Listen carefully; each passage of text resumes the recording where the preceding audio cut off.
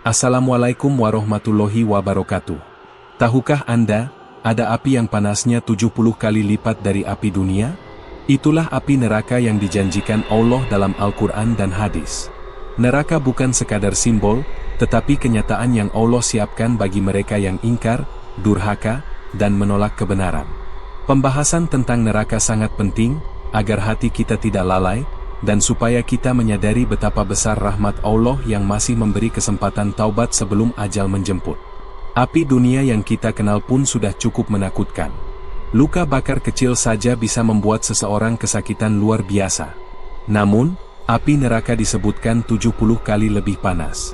Bahkan, Rasulullah menyebutkan dalam hadis bahwa api neraka pernah dipanaskan selama 1000 tahun hingga merah, lalu 1000 tahun hingga putih, kemudian 1000 tahun hingga hitam pekat. Maka, api itu sekarang gelap gulita dan amat sangat panas.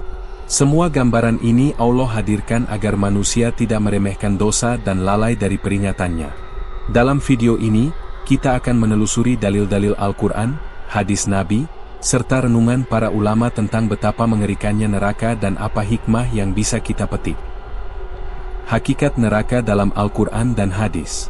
Al-Quran menyebutkan neraka dalam berbagai ayat dengan gambaran yang menggetarkan hati.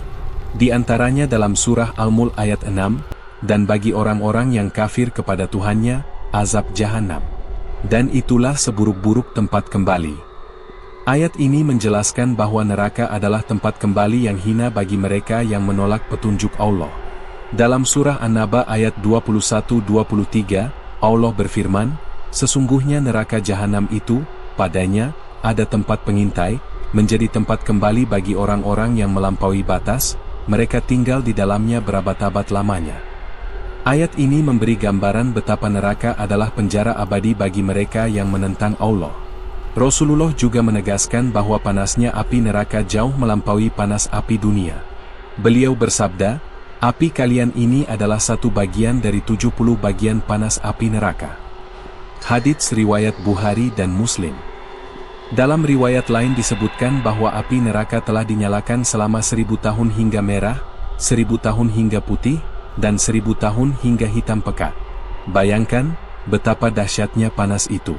Para ulama tafsir menekankan bahwa penyebutan neraka dalam Al-Quran bukan hanya untuk menakut-nakuti, tetapi untuk menunjukkan kasih sayang Allah.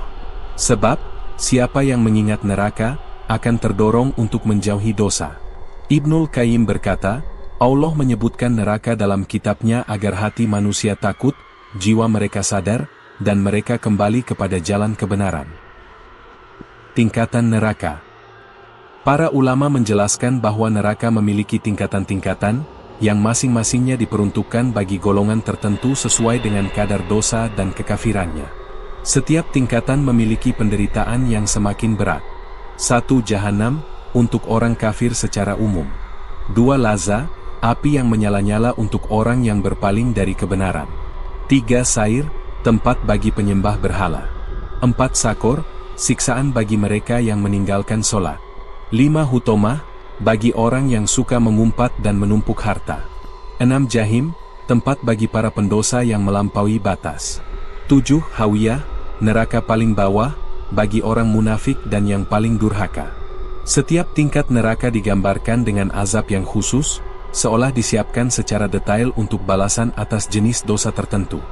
Misalnya, orang yang meninggalkan sholat digambarkan masuk sakor, karena sholat adalah tiang agama.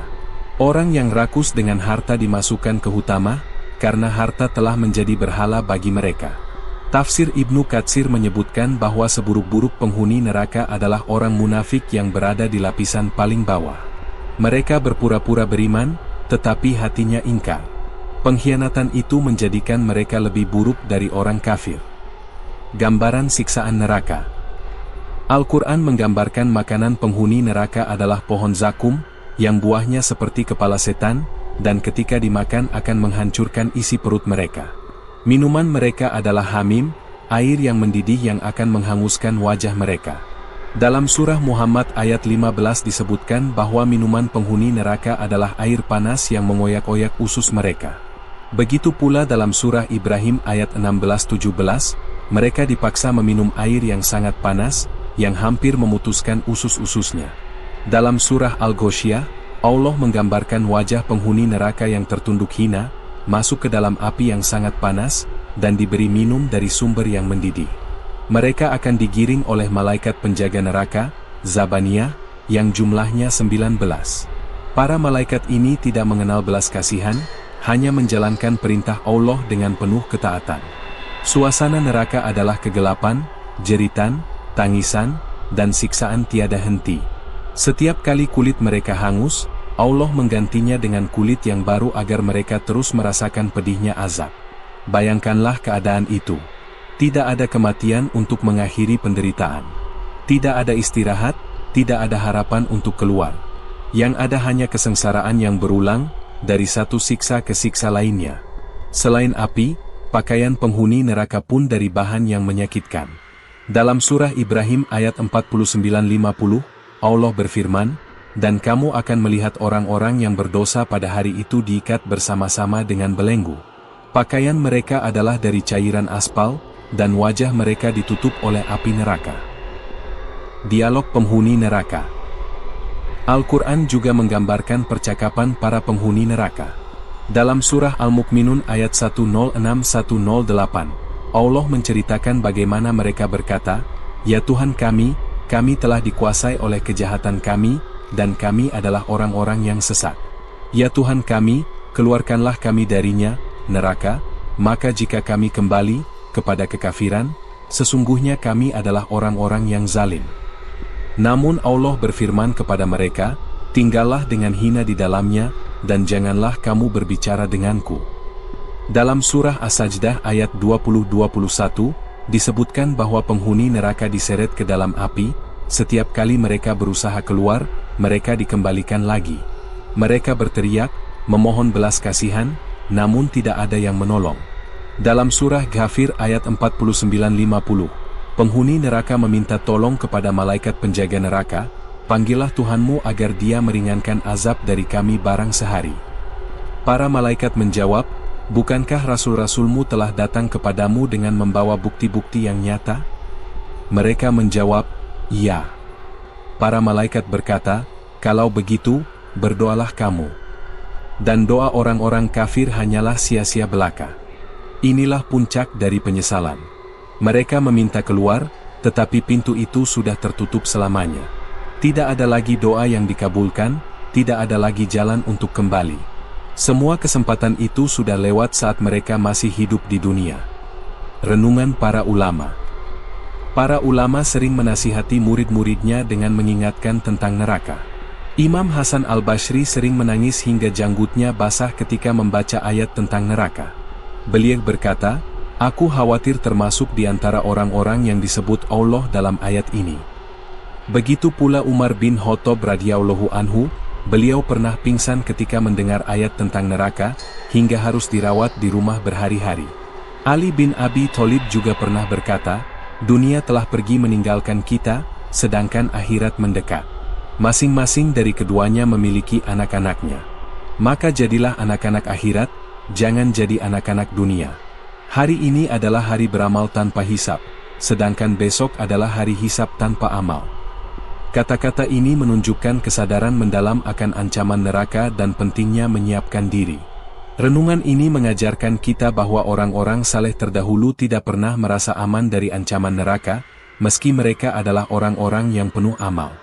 Justru rasa takut itulah yang membuat mereka semakin taat dan berhati-hati. Pesan dan pelajaran. Setiap ayat tentang neraka adalah alarm yang Allah pasang untuk jiwa manusia.